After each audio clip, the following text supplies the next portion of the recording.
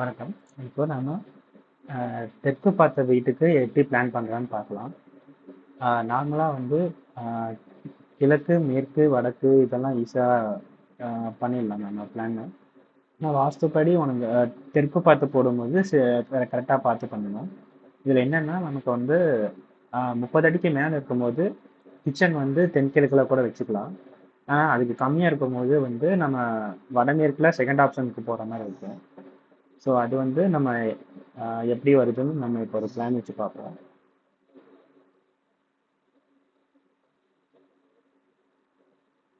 So இது வந்து 30க்கு 50 இருக்க ஒரு பிளானு, பிளாட்டோட பிளானு.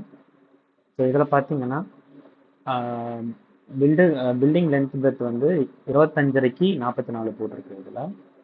ஸோ இதில் நம்ம மெயின் கேட் வந்து தென்கிழக்கில் தெற்கு பக்கமாக கொடுத்துருக்கோம். இது பாசிட்டிவ் ஏரியா, இப்படி தான் கொடுக்கணும்.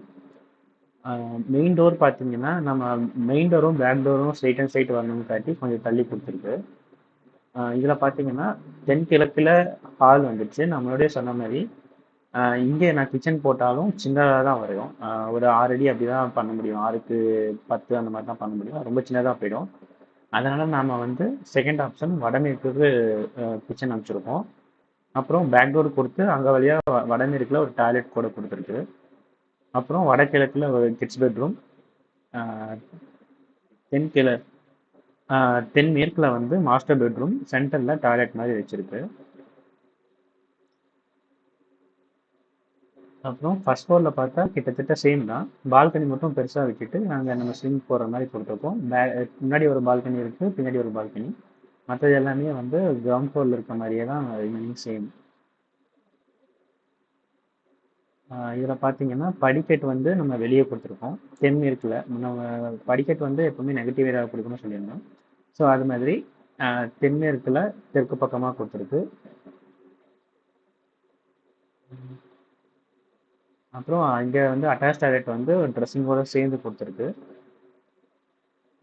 அப்படியே 2ண்ட் ஃப்ளோர் பார்த்தோம்னா 2ண்ட் ஃப்ளோரில் அங்கேயுமே வந்துட்டு ஒரு மாஸ்டர் பெட்ரூம், ஒரு டாய்லெட், ஒரு காமன் டாய்லெட், நார்த் வெஸ்ட்டில் ஒரு கிச்சன் மாதிரி கொடுத்துட்டு ஈஸ்ட் பக்கம் ஃபுல்லாகவே வந்து ஒரு ஓப்பன் பால்கனி மாதிரி கொடுத்து அங்கே பெர்கோலா டிசைன்ஸு அது மாதிரி பண்ணியிருக்கு.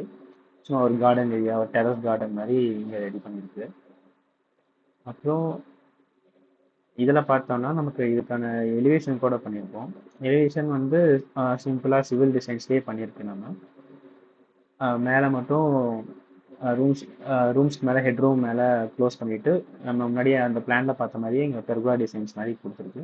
மோஸ்ட்லி சிம்பிள் நீட்டாக சிவில் ஒர்க்லேயே வந்து டிசைன்ஸ் பண்ணியிருக்கு. ஸோ சவுத்தை பொறுத்தவரை நம்ம இது பார்க்க வேண்டியது மெயினாக வந்து கிச்சன் தான். கிச்சன் அப்புறம் எல்லா ரூம்ஸும் வந்து ப்ராப்பராக அமைக்கணும். இதுலேயும் பார்த்தீங்கன்னா பெட்டு வந்து நம்ம சவுத்து தலை வைக்கிற மாதிரி போட்டிருக்கு. வெஸ்ட்டில் வார்ட்ரோப் வைக்கிற மாதிரி வச்சுருக்கு. கிச்சனுமே வந்துட்டு இதில் மோஸ்ட்லி வந்துட்டு நார்த் வெஸ்ட்டில் வைக்கும்போது எல்லாத்துக்குமே வந்து நம்ம ஈஸ்ட் ஸ்டவ் அமைஞ்சிடாது. இங்கே தான் என்ட்ரன்ஸ் வரும்போது ஒரு சிலதுக்கு கிடைக்கும். அப்படி இந்த ஈஸ்ட்டில் நம்ம வைக்க முடியாத பட்சத்தில் வந்து நம்ம வெஸ்ட்டில் வச்சுக்கலாம். ஸோ அதுவுமே வந்து 2வது ஆப்ஷன் தான்.